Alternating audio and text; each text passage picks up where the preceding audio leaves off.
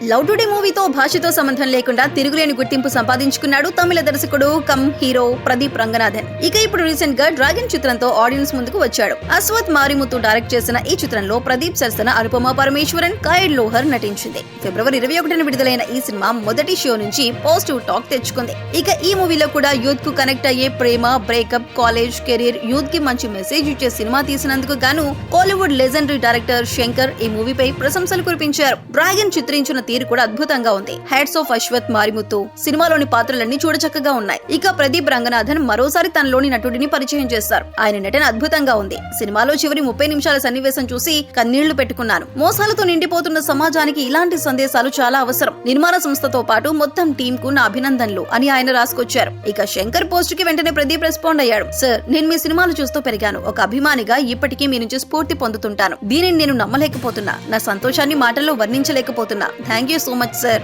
అని రిప్లై ఇచ్చాడు.